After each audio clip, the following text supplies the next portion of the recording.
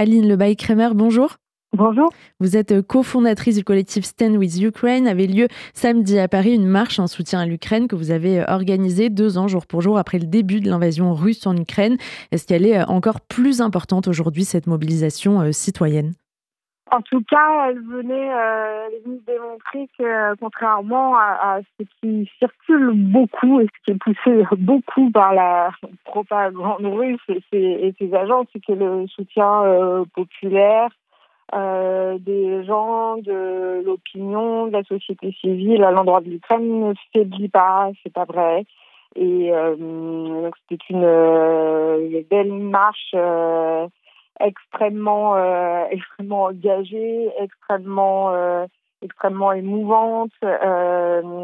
Toutes les têtes de liste européennes aux élections européennes étaient présentes et ont tenu des propos extrêmement clairs sur le soutien des Français en Ukraine. Donc cette marche avait lieu à Paris, mais également dans des dizaines et des dizaines de villes en France et globalement dans des centaines et des centaines de villes en Europe, aux États-Unis, en Australie, jusqu'en Inde même. Donc c'était vraiment une mobilisation globale qui est venue dire non, on est toujours pour, et avec un discours très ferme sur la question de que veut dire tout ça.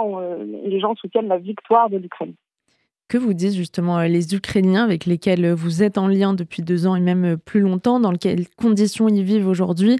Est-ce qu'ils sont résignés, au contraire, encore plein d'espoir et dans l'attente de ce soutien européen encore plus fort? Absolument. Donc, on sait très bien que les images de ces rassemblements leur font du bien. On sait qu'ils regardent et on sait que c'est extrêmement important pour les Ukrainiens. Ils souffrent d'une façon gigantesque. Il y a énormément de chagrin, il y a énormément d'inquiétude quant à l'aide que l'Occident va pouvoir continuer à lui fournir ou qu'il continue. Est-ce que ça va arriver à temps, notamment sur la question des munitions? Mais on sait aussi, parce que l'Ukraine est une démocratie, donc on sait ce par quoi est traversée la société. La société souffre, elle est inquiète, mais elle ne veut pas se rendre à les derniers sondages, études qui ont été faites sur ce sujet, parce que c'est quelque chose d'extrêmement important pour les autorités ukrainiennes, tant que de porter ce que veut le peuple ukrainien. Le peuple ukrainien dit clairement à 76% de façon extrêmement claire qu'il ne veut pas se rendre, qu'il veut reconquérir et aller récupérer les gens dans les territoires provisoirement occupés. Donc c'est ça qui est partagé par la société. L'Ukraine souffre, mais elle préfère, et c'est tragique d'ailleurs, et c'est ce à quoi on assiste, elle veut se battre plutôt que de se soumettre à l'influence de la dictature qui est devenue la Russie d'aujourd'hui. Une conférence pour coordonner l'aide apportée à l'Ukraine va se tenir dans quelques heures à Paris avec 25 dirigeants du monde entier. Et un message, il n'y aura pas de défaite de l'Ukraine. Vous avez bon espoir quant à la réussite de cette initiative, où vous vous dites d'une certaine façon une de plus depuis 2 ans maintenant.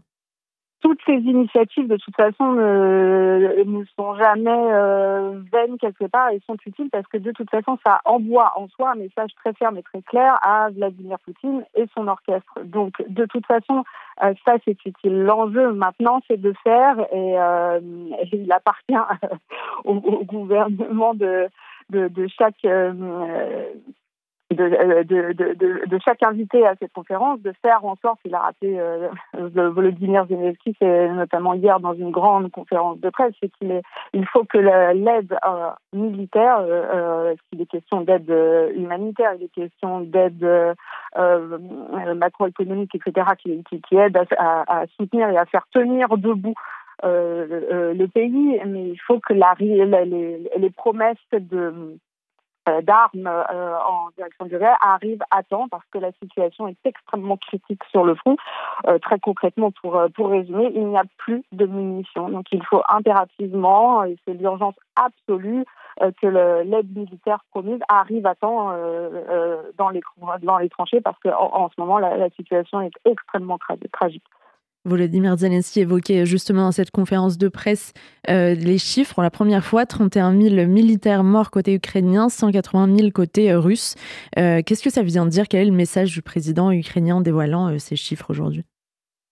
Ce que ça vient dire, c'est que c'est la question que, on va dire, la presse de la planète entière pose régulièrement depuis longtemps. Jusqu'ici, c'était pas un secret fait pour cacher ça à la population, parce que ce chiffre c'est juste là, comporte des informations militaires qu'on ne veut pas donner à l'ennemi. Donc, le fait qu'il livre ça veut dire aussi que certains plans militaires derrière sont plus aboutis pour pouvoir se permettre que de donner cette information à l'ennemi.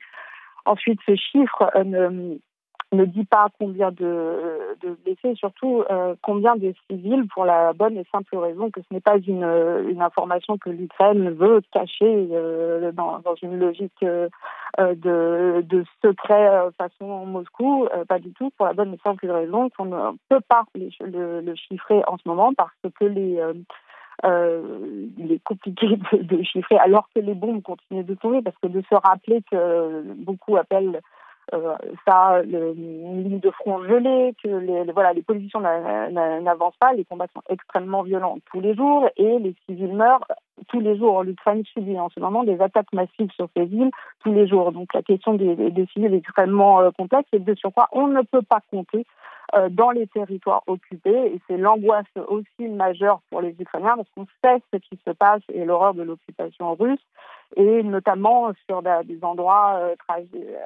qui sont devenus le symbole du tragique en Europe, comme dans une ville comme Mariupol, où on a des chiffres tout à fait provisoires autour de 20 000, mais on sait que ce sera beaucoup plus. Pour finir, Aline Lebay-Crémer, l'Ukraine s'est invitée dans les débats au Salon de l'agriculture comme sorte d'adversaire à l'agriculture française. Est-ce qu'au moment où, justement, vous le disiez, la situation est extrêmement critique sur le terrain, c'est un discours inquiétant pour vous en France? Oui, c'est inquiétant, parce que tout ce discours autour qui viendrait expliquer que le malheur de certains agricultures viendrait du poulet ukrainien ou du miel ukrainien est complètement malhonnête, et porte vraiment tous les signaux, même dans ce qui est dit après par les représentants, tous les signaux, les éléments de langage, c'est la petite musique de l'extrême droite de façon évidente, parce que le malheur de certains agriculteurs en France n'est pas lié directement. Ce n'est pas vrai à la présence ou non de poulet en Europe, qui est très en dessous de la présence du poulet qui importe d'autres nationalités.